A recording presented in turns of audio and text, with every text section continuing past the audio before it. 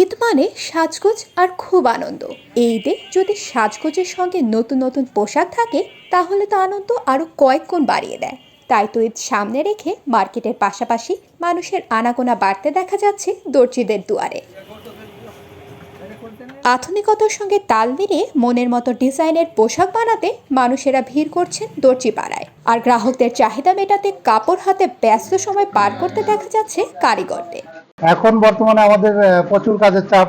আমরা প্রতিদিন নাইট করতে হয়, মানে দিনের বেলায় কাজ করে আমরা শেষ করতে পারতেছি না। সেই জন্য আমাদের মনে করেন যে রাত জেগেও কাজ করতে হয়। আমরা একবারে সেহরি পর্যন্ত কাজ করে তারপরে সেহরি করে ঘুমাই, আবার সকালবেলা চলে আসি। এই সিজনে মনে করেন আমাদের ইনকামটা একটু ভালো হয় আর কি। দর্জিপাড়ায় দেখা যায় কেউ কেউ সিট কাপড় কাটছেন, আবার কেউ কেউ গ্রাহকদের মাপ নিচ্ছেন। অন্যদিকে কাপড় সেলাইয়ে ব্যস্ত অনেকে। তো এই যে কাজের চাপ থাকে বেশি বেশি, আর অন্য সময় যখন কাজ কম থাকে ছেলেরা তারা এখন রেডিমেডের পরে নির্ভরশীল হয়ে গেছে বেশি, রেডিমেড তো চলে বেশি। মেয়েদের রেডিমেড কাজ চলে না বেধায় আমাদের দর্জি কাজটা ঈদের সময় চাপ বেশি, অন্য সময় একটু কাজ কম হয়। 22 বছরে কাজ করতে করতে যেটুকু দেখলাম, ছেলেদের কাজ রেডিমেড আইটেমে চলে গেছে, আর আমাদের এই কর্মটা টেকে আছে লেডিসের উপরে। লেডিস কাজ আসতেছে, লেডিস কাজ ওইভাবে নাই বললে চলে, তবে বাড়তেছে আবার।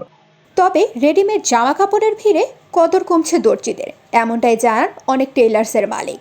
অভিযোগ করে বলেন সবকিছুর দাম বাড়লেও দর্জিদের মজুরি বাড়েনি, আর তাই তো আগের মতো এ পেশায় মানুষ থাকতে চাচ্ছে না।